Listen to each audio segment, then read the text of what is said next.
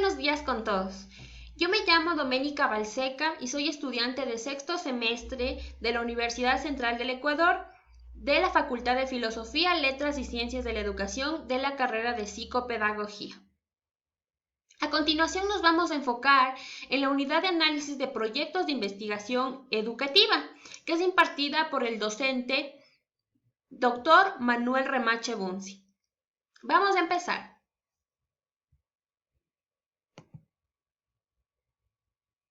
El día de hoy nos vamos a enfocar en cómo hacer un proyecto educativo. Y para esto necesitamos de un esquema que nos ayude a replantearnos parte por parte de cómo realizarlo. Este esquema para la construcción de un proyecto se basa en 11 puntos indispensables que todo proyecto educativo debe tener. Y vamos a ir viendo a continuación y a profundidad. Vamos a empezar. Tenemos primero el nombre del proyecto. El nombre del proyecto debe ser novedoso, original, útil, significativo, trascendente, importante, necesario, que debe estar redactado en términos claros y precisos. En lo posible hay que delimitar. ¿A qué se refiere delimitar? Hay que ver a qué parte de la población va dirigido el proyecto. Y sobre todo es importante recalcar que no se debe iniciar en ningún verbo infinitivo. Vamos a continuar con el 2, que es la contextualización del problema o los antecedentes. Para esto es indispensable dos componentes clave para la realización de la contextualización. Uno de ellos es el enunciado del problema que describe el estado actual del problema y el segundo que es la formulación del problema, que son preguntas de reflexión sobre el problema. Esta contextualización es producto de la observación directa de la problemática y por lo tanto hay que realizar un breve diagnóstico o una descripción sobre este problema, tomando en cuenta que es una redacción concreta, porque presenta un diagnóstico no estrictamente técnico, que debe basarse en investigaciones anteriores, documentos, bibliografía especializada o alguna opinión de experto. A su vez, es una fotografía aérea de la realidad del motivo del estudio, que se debe indicar con precisión las características que permiten distinguir el problema, delimitando el problema a un espacio geográfico.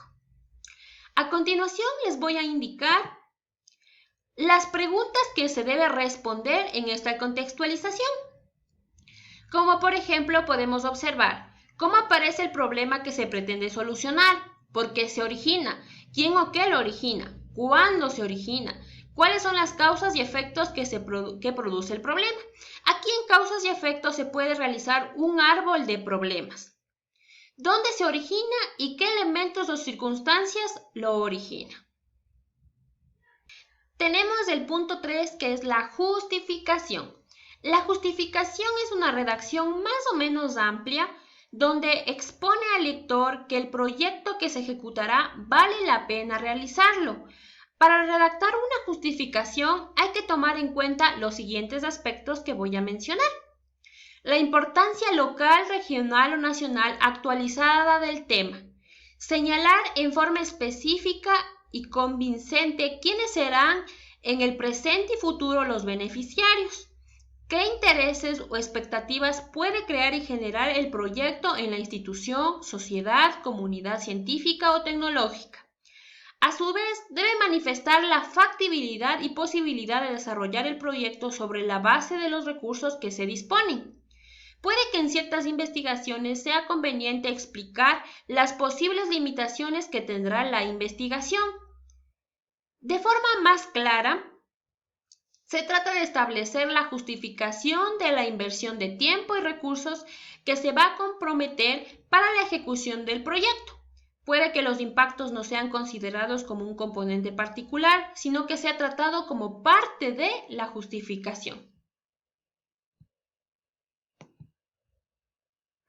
Por otro lado tenemos los objetivos, que es el punto 4, y los objetivos son parte de los propósitos, los logros, aspiraciones, mejoras o enmiendas que tiene el proyecto y que pretende alcanzar e identificar el camino por seguir.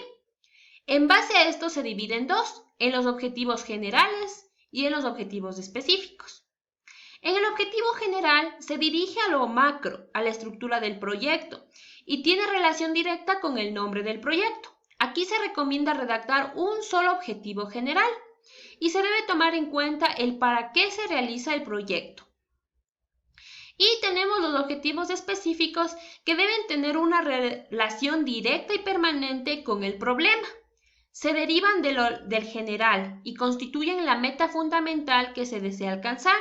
Deben ser observables y medibles.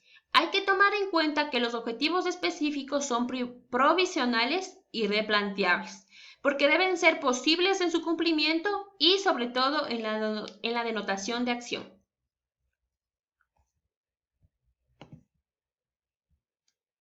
Por otro lado tenemos el quinto, que son los principales impactos. Los principales impactos son las señales, huellas y aspectos positivos o negativos que la ejecución del proyecto provocará en un ámbito, grupo o área determinada. Para redactar los impactos hay que tomar en cuenta los siguientes aspectos que voy a mencionar a continuación. Hay que considerar que los principales impactos redactados en este ítem son solamente supuestos o proyecciones. Se debe redactar 1 o 2 párrafos por cada tipo de impacto. Según eso, debe clasificarse según su investigación. En el impacto social, educativo, ecológico, científico, económico, ético. En base a estos impactos, se debe escoger uno o varios que encajen al proyecto que nosotros nos estamos basando. Tenemos el 6, que es la descripción del problema. Esta síntesis no es muy extensa y aquí es donde se indica cómo conseguiremos los objetivos propuestos para describir el proyecto. Hay que tomar en cuenta los siguientes aspectos que voy a mencionar a continuación. En la descripción del proyecto es necesario explicar de lo que se tratará de forma detallada y se sugiere describir en forma general la manera, forma, camino, estrategia o método para desarrollar cada una de estas etapas importantes del proyecto.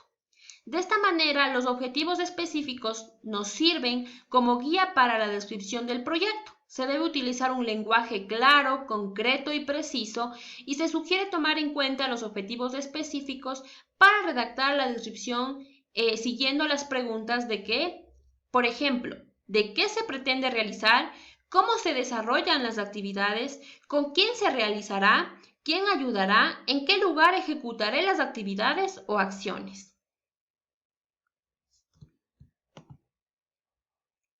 A continuación tenemos el punto 7, que es la organización metodológica. La organización metodológica es el camino que se seguirá mediante una serie de operaciones y reglas fijadas para alcanzar un fin. De esta manera se clasifican en 3, en generales, específicos y métodos actuales. En los generales tenemos el método inductivo, deductivo, analítico, sintético y científico. En los específicos tenemos el histórico, el sociológico, el didáctico, el descriptivo, el experimental. Y en los métodos actuales tenemos el cualitativo, cuantitativo y el sociocrítico. Hay que tomar en cuenta muy bien esto, porque de aquí se deriva igual las técnicas que pueden ser también la observación científica, las encuestas, las entrevistas, los experimentos, el fichaje documental, un muestreo estadístico. Y también se debe agregar que de igual forma los instrumentos que son los cuestionarios, las fichas de observación, el diario de campo, mapas, planos, serán parte de este proyecto que es indispensable. Por otro lado tenemos el número 8, que es el cronograma de actividades. El cronograma de actividades es la visualización de la redacción existente entre las diferentes etapas de actividades del proyecto, con el tiempo previsto para su ejecución. Esto quiere decir que el cronograma es una representación gráfica y ordenada con tal detalle para que un conjunto de funciones y tareas se lleven a cabo en un tiempo estipulado y bajo unas condiciones que garanticen la optimización del tiempo. Los cronogramas son herramientas básicas de organización en un proyecto porque es la realización de una serie de pasos para la culminación de tareas de forma idónea, ya que son la base principal de una ejecución de una producción organizada. Tenemos el punto 9, que son los recursos y presupuestos. Los recursos y presupuestos son los componentes humanos, materiales y económicos necesarios para la ejecución de un proyecto. Para determinar los recursos hay que guiarse de una serie de aspectos. Por ejemplo, antes de asignar valores es necesario que se pida una proforma de costos específicos. No es necesario consignar valores a todos los recursos. Si los objetivos están correctamente planteados, los recursos podrán ser fácilmente determinados. Entonces, esto nos quiere decir que si nuestros objetivos desde el inicio están correctamente planteados, después no vamos a tener dificultades mediante avanzamos del proyecto. Hay que tomar en cuenta también que los recursos no deben ser planificados para solucionar el problema encontrado, sino que estos son el presupuesto para la investigación. Tenemos el número 10, que es el financiamiento. El financiamiento se le conoce como el mecanismo por el medio del cual se aporta el dinero o se concede un crédito a una persona, empresa u organización para que éste se lleve a cabo. Para ello es necesario indicar la institución o personas que financiarán el proyecto. También en muchas ocasiones el financiamiento puede ser compartido. Cuando los gastos son compartidos se debe incluir en los anexos los acuerdos y convenios que se realizó. En el caso de los proyectos con fines de titulación académica, generalmente los gastos son compartidos en forma proporcional por los autores. Y por último tenemos el paso número 11, que son las fuentes de información. Aquí en las fuentes de información se denominan a diversos tipos de documentos que contienen datos útiles para satisfacer una demanda de información o conocimiento. Hay que conocer, distinguir y seleccionar las fuentes de información adecuadas para el trabajo que se está realizando, porque es parte del proceso de investigación. Para esto se debe tomar en cuenta los diversos aspectos y hay que enlistar las fuentes en orden alfabético, según el apellido del autor. Enlistar las fuentes que le sirvieron y le servirán no solo por el aspecto científico, sino por el metodológico. Hay que anotar los libros que tienen relación con el tema propuesto. Entre fuente y fuente se debe utilizar doble espacio y por último, para citar los textos de referencias bibliográficos, se consigna en cualquiera de los formatos o convenios establecidos, que pueden ser las citas bibliográficas, tanto en libros, revistas, periódicos, manuales, documentos o folletos, guías de información, páginas web o correos electrónicos. Muchas gracias por su atención. Espero que esto les sirva y les sea de ayuda para la construcción de un proyecto educativo.